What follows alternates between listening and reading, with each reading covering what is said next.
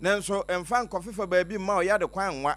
fabra endpoint homeopathy clinic na wo muntwa aba nhwe ho na FM enti sɛ wo nkran ene na afa de akronoma bo hia no ene yekumasefoa na wo a wo nkran no shell signboard sprinters kwan no so ɛhɔ na wo so wura na agya wo nso okɔgye wa yarehwɛ awiei wo mu na ka yɛn ho a kase no mede ɛtoa wo baabi a wo a wotemenka edifiri ensam no ne abɛte bi ne sɛ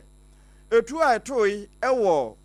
ho zongo ho na mo so mani pa binum prepra ye no sadom na ate wo mo ho agum na nipa a wasoa won de wo sen kurui me de ho nsam oba eno achi amane bobi firi ho eba de na nso a saa menteme ho ase no etwe ni ti timamufo no bi nso akasa na sade ye aposifo no wo ho se buronyan wo mo cha wade ankasa no se wuntie kasa fidie bia na abonefo a yenya wo mpa achi aso wono mo esusu se bone ewo wom tirimu no wo mo sa so binum pa achi na okọ anwan kwantade a buronyan mu no buronya achade e koso wo ho no wo mo akumiensa abonefo no bia ye de ho nsem ebebrew na salaga damango bope ho nso wo mo akwa yesu na sa su no posifo nkwan kora wo mo yeye no emu nam no ye de bre wa wiei na unimu se yewura wo hwe afisam so ede to so se wo bibia tuo hye no ho se yesi ho ana yensi ho wala nsese aso ana nsonye no bomoden se wo de be kire mpanimfo na wo mo hunu ho ade no wo mo ebi wo ho a emra nna so no enkra ha wo mo ayi wo mo pem ede kọ ye de honsem ebebrew na yewura enu safuse ne nso na ekasa ede a kire he sasalensi John Dramani Mahama e kire se adwuma a wo bọ ne kire se emfie 9 esoma mpani bia afa ye bekwa amanone diem na amanone nso no Thailand ne Cambodia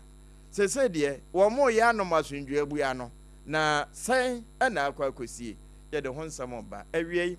eno na yewura Prince Ataboaten wono na asa nsemi nyina mu na triple ye ma ya pia me de bre wo se bronya akyede ba bia wo bia men kwansa twen ye Facebook no so SOMPA 106.5 FM Accra sada na 93.1 eno ya santima mu pivot ho headquarters na no ehwa dabraka SOMPA 101.1 eno ye wono me waterkwan na afa na 103.3 ye takra de 90.7 papa store to asom wo ho eno ye nkransa na afi systematic press more press oba apamo SOMPA 106.1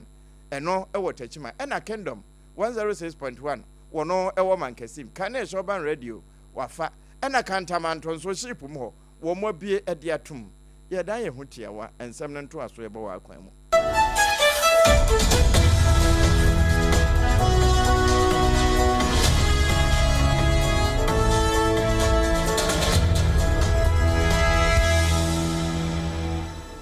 afi ensem no yanyebre entutu ne sre ene na basa emfamao mede wo firi ase de a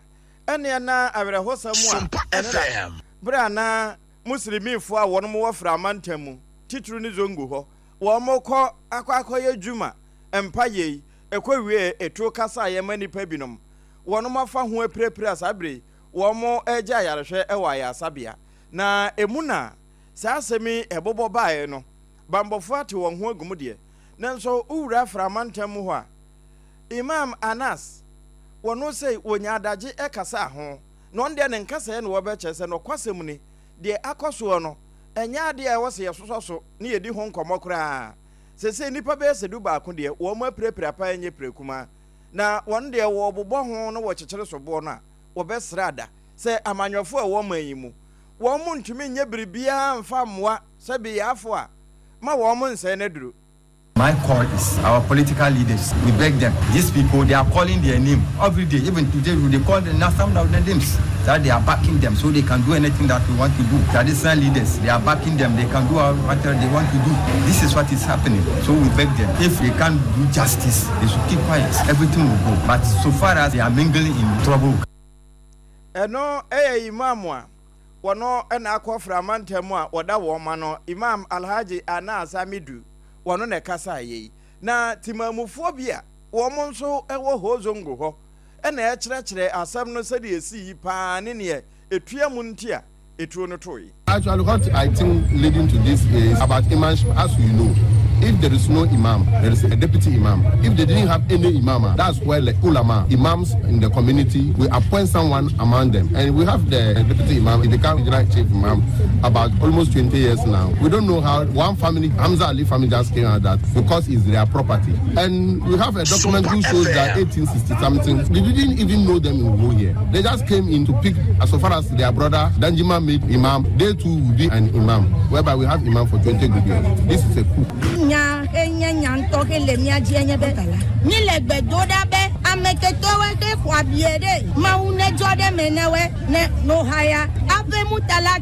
Akpodo kwejepe nenyebe amemao do metode ka nemekpeode medekukunemi amechichiewe ho mechichiewe manyo ehode zongode de minamia togbewe be ameduro we minyo gake tu blekpode makpolomia beni adogbere olo eno aya danside bia wo betie enti sahadatu Muhammad mo ene timamufo a wono wo hozongo ya yere hosemi esi wo muslimi asoda ho no na wo mo bo ho nsem bi ede ma yetiefo a wono mutie sompapa 106.5 FM Accra yene ya affiliate na sahawere hosemi si no da no posi sadomo a wo ho no wo mo anaso kra ene wo mo ti wo hugumu a make say uduru fraw ene na afa ho de titru ni na henkro ho a adaje ni poso na enam saya so ama wo mo timi anya bi no mo pa achi aso nipa ne de wo mo nchiye kura straight wo mo aso nipa mako edunum pa achi e wo framantam ho na wo hwe asa de tuo no eto yi aboba no bi na kokobọ tinted grass ne mu no abusua ya no wa ba Facebook sompa 106.5 FM Accra ne no na enam so ekobọ sa ho Central Mosque wo mo mpoma no ba kono no na wono mo chese na ye mamu abi a wo mo akyekere wo mo anim wo mo ahye mask ene wo de bai na bra wo mo bojuma mpaye no ene wo mbesa na etuo no edi gu so a ehwa munum ho nipa be senso de wo mo prapa ema wo mo nyina tuo keka wo mo a ye de wo mo kokopie mo a ayasabia na nso ni nyina mu no adokotafo gina wo mo so ehwe se won ho ebeto won eno ena chief imam Anas ya wono ewo framantamu ene ne dom nso se asemenya de awo mo tena so mmoa bia se wo mo de bo asadom no ema wo mo ye emu hwehwemu no wono mbeyo na Facebook no so no ode ebehwe bi ubo ho se framantamu chia wono eche no nyasam ketwa wo mo de da afe abrochirefo mo mra YouTube eno Sompa FM live ho nso ye wo ho a ye de mo nsem Sompa FM na sade posifo no aka kire yen se bronye wo mbema ye di ne yatene de sade aba no nso aye ne nhyehyɛ ama economy no emu aye mre na kakra bi kuta okra wonya biribito no wo mo nso aye krado se wo bi kokoto a sa tie bi ode bedu fie na de ekoto nso no de ehye ne ho ode ekwa akoto no obetimi de aduru dwa no so na wato de wose woto enti wo mate wo ho agumu pa na no na posi sadom a wo no wo anwankwanta se wo mo eti wo ho gum no a wo mo boban no tituru ni patrofo no asantima mu se de be na eho bedwo ekwawie ye akoronfo no bi nso se nyade a wo mo nso ebe matemamufo ada se tie bia wo mo nso yese buru nyane wo no mu dibie enti wo mo de wo ho hyem na eno ne nam so ama etuo kokasai enti posifo de eboban ebo ajapade na efe akra no ho ban enti tuo no to ya na enye posifo tuo na wo mche wo mbeti sa tuo no nsanso na yehu nipako afi wo mo truhia wo mo truhia na wo no nso tokọ akwawie ya sedu isa wadi mfinhia du no nkro musa yakubu mfinhia du asanum na yaya munkaila ya frani tijani wono nso di mfinhia du no ennum safoi etuo kan wo mo ama meka sei wo mo mu no wo mo de akwakoto amukurabia ya hwehwemu mapa egusu a ekoso ne no na posi sadom a wo mo wasantima mu chese oboase jakobu anwankwanta fa ho no wo mo aye krado se abonefo a wo ho se wo mma posifo wo mo asomo nwo na timamufo nso se bi won timenti bibi nche wo ma no pipiripi mu a ena enya de a wo mo nso ebejai ama wo no mada enti sabra meka se de nipa baasa no wo mo de wo mamu no akwa akogu amukurabia wo mo boa enhwehwemu ekwawie wo munya emoba enaka no mako adununum sada ena de ne wo mu atoto nso de wo munya ena atuo ye no nso wo mutimi lodum mubagum pump action nso eno nso wo munya mu ensia ya sesie ewo posifo kokuma wo mo hwe se wo mbetumi aye hwehwe ya etuo atutuo no eno na afisem so afo yewura trepo emman muntaka mubarak wode beto so no wacha se de nam so ene bibia ne na etu ato bronya ba nso mpanka ja knockout na yetoto ne kakra no eno kura bo nso obi amatuo so no wato eduba bi na nanom hyefa na nka no yetu danko tete hode no a wo mo de atwera na eyo no ene emoto saa no ebewie na eye de aboba pa machine gun na wo mo toto na eprepre bi mo enti etu ahyehyɛ amanfo ho nyina no emra kwan so no ewo se wo mo si ho ana ya lansese enti wo lansese ye se okoje ho lansese te se de kai tie no na eno ana wo bo so se wuni a wonya lansese wo de kan ho fa ko ho mpelefo esan se eba post sado mu a wo mo ehwe arms and ammunition so no pene no wo mo na hwe ho ade nyina ema enkrata no enti se wunya nya bi ana de kɔ ebinum nso de no eye de mazinfo na abobɔ ne bie eno nso se no eye se ode kokɔ kyerɛ mpanimfo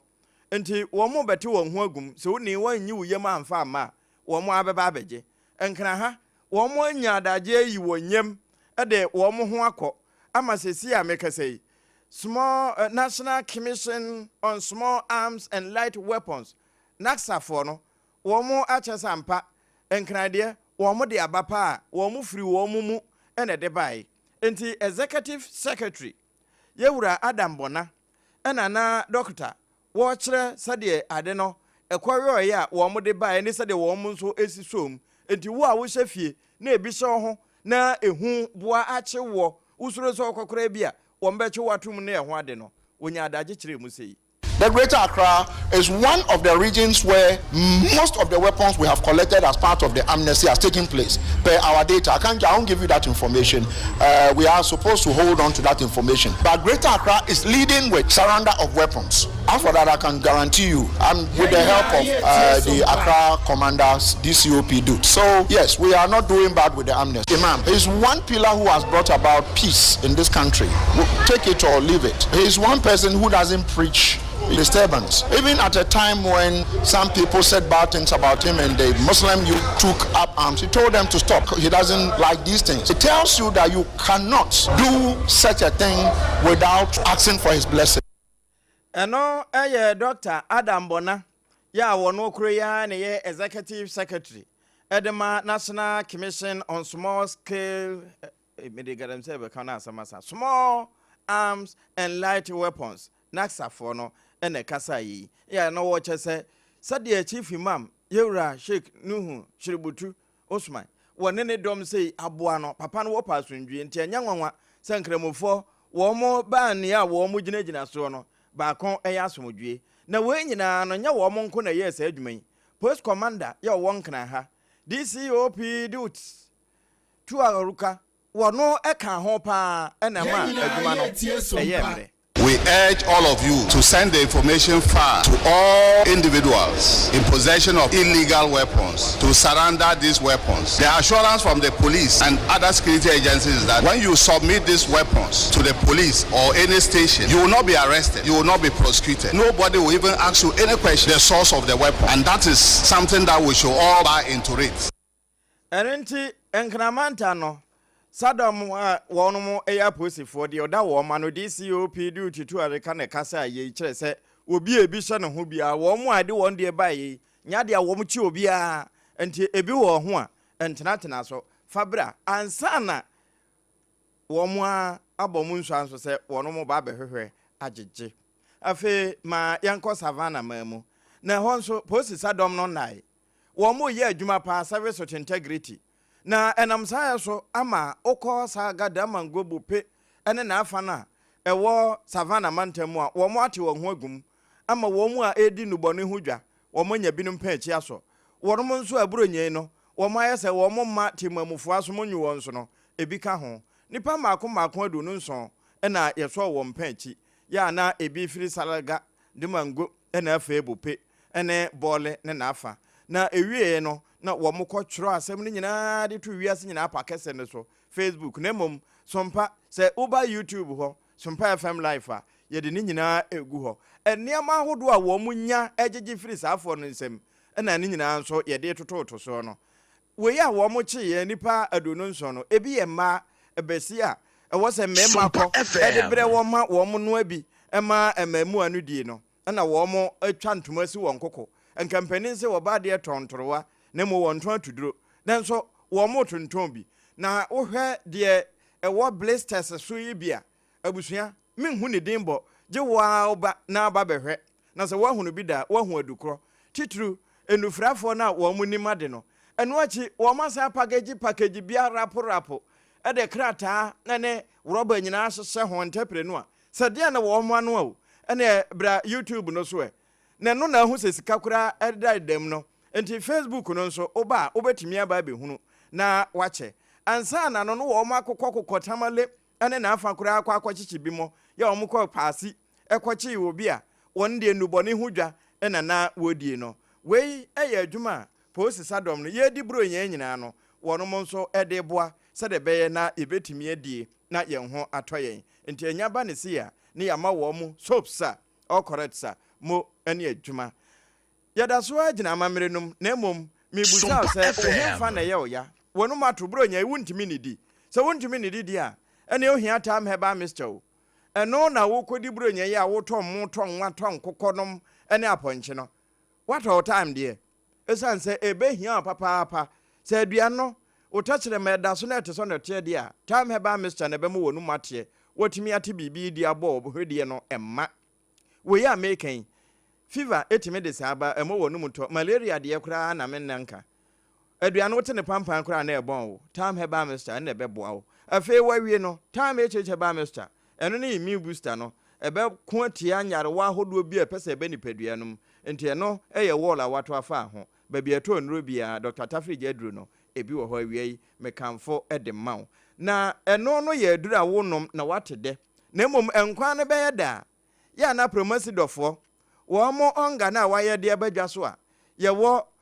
ginger garlic ne onion mix no wɔ hɔ ɛna afei wɔn mo san wɔ onga chicken ɛnde yɛde yɛ akokɔ nkwan ne akokɔ abomu nom ɛna yɛwɔ onga classics ɛno de wo yɛ abomu a sɛ nkontommire no mo saa no ɛno ne wɔ sɛ odidi dwuma no na adom aboa abochi wo tonto chinchinka no na spices ade spice no onga wo mu de sɛ nya onga ɛbɛtratra amanfo ama wo mo wi akɔbobɔ wa akɔfa yade aba onga no ɛyɛ adwuma pa wɔ nipaduanum na ɛsan boa mɛma nso enti FD agye atom sɛ ɛyɛ awiei wokutaye mu ɛna ensɛm no yɛde brɛ wo ma minwuram ɛwɔ Tamale Central ɛsan sɛ menya kɔ hɔ kɔfa abopɛ no munyansi Tamale Central ɛna kane mra hyɛ badwani owura Yunus Afuseni wɔno nso kasai na nano a Constitutional Review Committee for no wɔnom ɛyɛ nhwɛmu no nyinaa de wɔn findings ɛkɔkɔma mampani His Excellency John Dramani Mahama ya no wɔn kyɛ sɛ wɔn besusu sɛ nka mampani emfie na wodi wɔ akonnwa so no kora ɛnkɔmfinhyia num ɛno akyi nso kora abato komisa sɛdeɛ yesi eyi wɔn no ɛbɛyɛ nka eyi wɔn no wɔn nyankɔ pensioner ma ye nya wɔn ɛne ɛhoade ewieyɛ wɔsan so bɔ so kora bio ɛkyerɛ emfie a obi di ansa na wabɛyɛ mampani nom ɛne ne ɛka aka ho ɛna wɔn no san kyerɛ sɛ aban krakyefo so kora ɛbɛyɛ a anka yɛnto wɔn so aba ɛnom ne ɛhoade na mfinhyia nom na wɔn susu yɛ no ɛna yɛwura Yunus Afuseni kane Tamale Central mra hyɛ badwani ɛde bɛto sɛ wɔn mo sɛ nka mampani wɔnkɔ mfinhyia nom ti wɔkɔ second term aka ho na ayɛdu na watumi aduru botae no ho no wɔ sɛ wɔhwɛ adwuma pa His Excellency John Dramani Mahama srem sɛ jata ne ma yɛ to so mienu yi wɔbɔ pa de a ɛne mfinhyia du no ana enum no ɛnyɛ hwee sɛ yɛ ma wa fekura na betumi awɛ a obetumi ayo. The first information I am not entirely convinced that we need to extend the term of the presidency. And it's not new. Your suggestion or recommendation is not new. The first time it made it into our national discourse was on the 5th day of January 2009, when His Excellency John Ajekun Kufuor delivered his final State of the Nation address to Parliament. He cited Singapore and Malaysia. I think 4 years is enough to hold our people and our elected representatives accountable. And John Dramani Mahama has demonstrated that. Clearly, in this term of his presidency, he's shown that you can set up your government in less than 3 months. You can do that and get the government running. In fact, he's also shown that you can achieve significant success. Kane Tamale Central Amrasha Bedweni, Yura Yunus of Husseini, and a can say,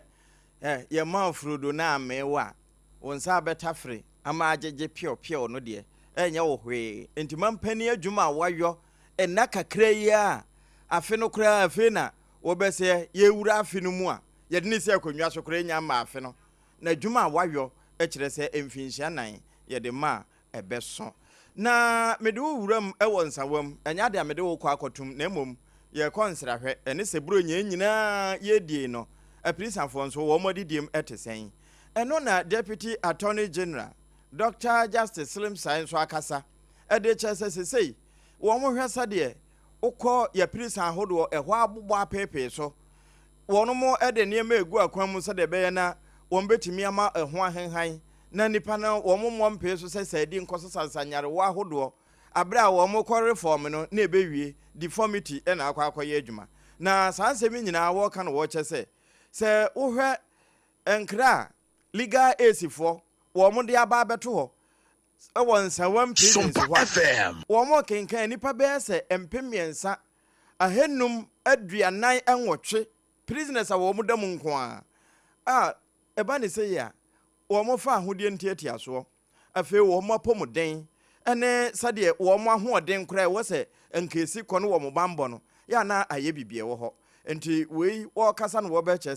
sei wo mo apampanimfo bia eno wo bo kane penimpa waben ewo mremu wo bo ni de eka ho ene wo kire se owura Oliver Baka vama wo wonu se ka ho wo mo no enya adaje bo foto pa se wo mo de boa ama sa legal aid adwuma no wo matimi ayo ni yie nanso sabi nsakura nsunyamie ne kata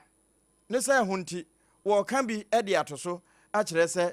adwuma e wo ho ne nya adwuma kuma na wo korofo nso ntimi nnyo te se de ka na ebi bo ne ho aboso no wo no nko ade ne sika yo nso antimi anwie no se be ya de a aban ya na afam de ankra nso e ka bi ebam wo no mo nso nyo se de be na adwuma no. Our selection of the members of the governing board of the Legal Aid Commission is based on certain expectations. One of the biggest challenges that the governing board, the Legal Aid Commission has is funding. So we selected individuals who have track record in raising funds from civil society or international human rights organization to back its activity. For example, we have Professor Raymond Tuguba. He has been at the forefront of human rights activism for over 2 decades. He couldn't achieve that by using his own pocket money. He raised millions of dollars to support the funding of the CRC, the Constitution Review Commission. The second person, Oliver Baka Vomao. So we carefully selected these people to address specific challenges that we know the Legal Aid Commission has been facing over the years. We hope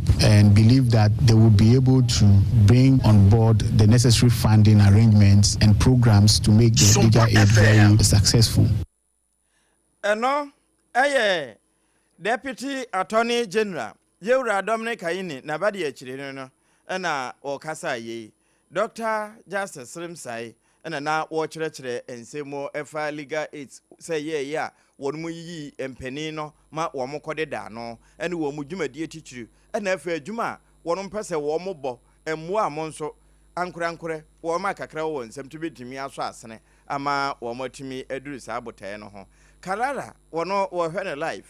ewo mankasim sesi wo tie free kingdom 106.1 FM ye mo wammo wo se adwuma ni nyina ena sompa ye di bronya mo gusu a mo yo no ena frank nso de ne dia ba betum wo me happy Xmas yenso ya joso ema wammo saa na ubetime de wo dia ba we YouTube messages na de wo dia ba Facebook wonso ye sompa 106.5 FM Accra Penny waben pa ewo emrem na wakasa ede afa sade mampani Trump America mampani wakeka no na wode ne ntansa akwafa alata wo mokura no sabi wo so atuduro a wode namwo na wodi jaboa ene ekwakohia wo na penny se eba mremu a waben wom wo legal practitioner yewura brako powers ene edi ne mu no ene wo se kwan a mampani Trump fa so na wopeten alatamamu nam so ama sesei baabi fo kura no baabi a won beda ye bibie wo ho na ebinom nso afa ho kura prepra no enya de etwa ye na sabio baabi fo ne baabi fo nkan kyerɛ sɛ baabi fo mefa nkodi de enti a wɔka we ne sɛ ECOWAS wo mada na ya wo mu ntimi nka biribia ɛwɔ saa asɛmi ho na ɛba ne sɛ ya wo mu tumi ne wo mu die no ɛna mampani Trump wo di agro asɛ wo mu no de wo mu ne se na kampɛ sɛ wo mu aka enti asɛm a asi wo mu abobo ano no won na efiri ne mamu na wo ba besom na sɛ wo besom mpo na nka wo besi ECOWAS fo so ansa na na mo wo mu atuo no wo di akire bia nka ha adwene na weyi a wayo no etwetwe aso pa na eno nso ye nya atwem esu ene ne ban a eni kwanse abibifo ye so so eba na sa ye be gege sabio fofo so amana ba bedan ye kwaye bronya no ana yegusu a yedie no mrase badwani a wowo kumawu constituency eye owura NS ye wanim na NS wanim pani bronya ye wantena so wokọ ne mpesua so ene timamufo wo hokokodi na sade ye ka sompa kunafo akyede eduru ho a ye kye kunafo mo anwa adididie bia wudi eyeye ene efrade entoma ntade nom no saa no wono nso wo fa ho a etie sompa kunafo akyede niema ye bobo so no wode bia koma ne mpesua ya entoma nom eka ho ya ekoboa ama timamufo nso eho ahenhan wo mo wose wei enye se bia bibia o na emom se wono etua wo ma no ewo mrase badwafie na bronya yadru na economy no ebinom so ekoboko ebi so se sade ese kono wo mo ne kapre kura na wo mo de ato bibia di no wo de hwese ne mpesu asofo wo mo nso benya bibia di na woda na som etimi agye no abusua ye beyo na afi yakwawie kase no ma memfa nwuramu Constitutional Review Committee chairman ya otua no eye Professor Henry Kwasi Prempe na prof akasa ne nkasa yi mu no eye enkomo a ebinumu dididi efa sade wo mo ehwese review bi emra na enkoda ye ma wo mo kwan ene hwan emabunu no wo mo so kra premampani a eyeye na wo se hwe Ghana ye constitution 1992 de no a yetintimiye no ye wo entry point ene ye wo exit SOMPA FM na wo mo a asua no wonim mu ade ne de entry no ene exit no wo mo hunu enti wo mo wura mu pe na fe wo mato hatoa na wo mo akam e ka wo mo nkwanka ma wo mo mpie bio na no na wo mo ye hwehwemu no wo mo hu se saa wuro to pray nom ene wuru so a wo mo de ye adwuma no sabi enye obia na edibo ano e wo mo a etimi so wo mu na onya adaje e kyerɛkyerɛ wo de yentie school a wo de enkoi. If you look at the Constitution as the rules of the game, which is one of the titles usually used to describe a Constitution, it's in two parts. We have one called the rules of entry and exit. Who gets into the game to play the game? How do they get in? How do they get out? We have done very well with those ones. Rules of entry and exit. Who qualifies to contest? What are the rules of election? How do you win? How do you lose? Term limits. The second part of the rules of the game is called the rules of play, which is once you get into the game, you are seated around the dining table and you are playing. What are the rules? How do you play the game? Who has power? Who wins? And there we are saying that the rules of play are not good. It disproportionately gives power to a certain group, to a certain political class, to a certain office, to a certain this. It's distorting, winner takes all these things is not working. So our focus mainly has been on the rules of play. How do we reorganize power such that it is geared towards setting goals that are developmental? Because Ghanaians enjoy election, no doubt. They enjoy the fanfare. It's almost like soccer. Professor SOMPA FM Kwasi Prempe wono ene yetitreni edema Constitutional Review Committee no na watch say eba my Ghana mu a abato se de yesi fa ho de no eche mbolo kura ne se ho nti won de wahwa ne committee no wono mahunu ba bia sabi yabo hopo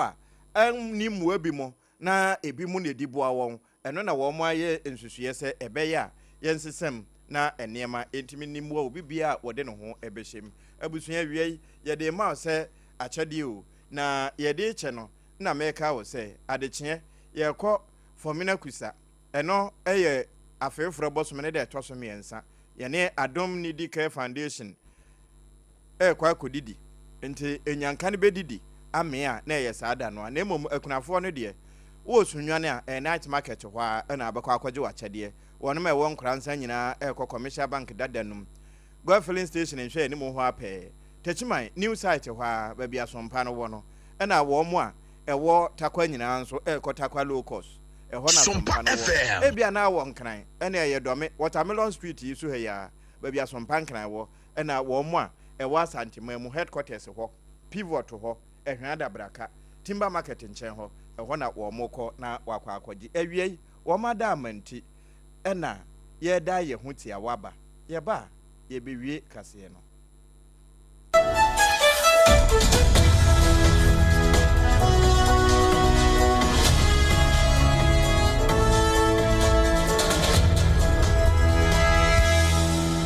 to mean Chenya oba any pechemu ana dio bedachi nanso ubetumi abwana manenya pomodin free ne mofrase Yamvita ye the milk papa bi ni nutrivi aye ye nkwada ediane a eye de na ahode a ewo mu no bo mofra pomodin anio impeni for swini sopa mawobano apomodin free ne mofrase Yamvita gumo do bebre Yamvita, a delicious way to grow. FDA AGYA APPIAH APAM.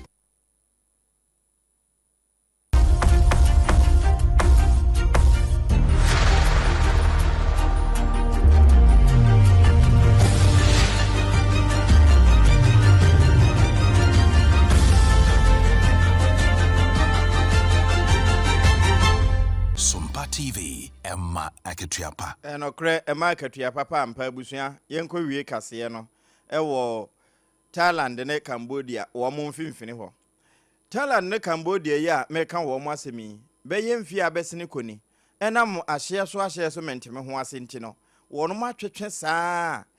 amamienu wo mo ntamu ho nti ama wo mo dwadie kura no aye bibie wo ho eno na sese de abrewa yipuma kwa mu mpenimfo akasa ho ama Europe aman no crowd won ho agye mu bi ewie ye no foreign affairs person Edma Europe aman no Anora El Anoni in Worcester Association of Southern Asian Nations near friend Asian no wo mo aka ho bi pa atimi toto te se de open so wo yo ya maboko adwoye no sada na Asian fo nso aboa ama ene asundwe bu ya Thailand ne Cambodia ba benoma no enti ewie no wo mo akwa santi ase apamo a defense minister Natafon Nakfanit wono na wogina muma Thailand ho na tsie ha wono nso Cambodia wo mo akwa je atomo chese ayere so a daduonu enuru de na de akoso enyina no wo mo atwa ba de ahwe ano ama nipa bese wo ha ene baako a wo mati nananom wonse do enam menteme ho ase ena afi nipa mpempem akoma nso wo mo ada na atukotenafo no ni nyina to atwa ama wo matimi abafie na waba abedi wo mama me no wo mayerenom ennuane eno so ne yegyina na awiei dumienu kase yebo a ye de firi SOMPA fie nkran 106.5 FM Accra 106.1 Tachiman ena afi Kingdom ene Yegyina ye tie SOMPA eno akro na fa 93.1 Asantemam ye no SOMPA headquarters na fa decoder no so baby FM stations no wo Facebook SOMPA 106.5 FM Accra ena YouTube SOMPA FM live baby of kwakudo nyina mo wo mo eti na wo hwefiri ena fi www.sompaonline.com ya bo ni nyina ade akwa akoto ye represent atabo aten adawromanti na nasafo kantanka e de ekọ pa ni nyina so na kasa na kire mineral water eso asene na Endpoint Homeopathy Clinic ya Dr. Kwate ne Dr. Dubu atendano wo mo boama ya ende no eye woda fa na ase ne bima onga promosidofo eno yoyi na time heba Mr. Dr. Tafrija wode abadwa so no na ye hwe so a ye de somo triple way man AGYA APPIAH dada enmidin ye ko na fe dwumadie fofura aka no atoa so na mo nsa atwa yen anwumre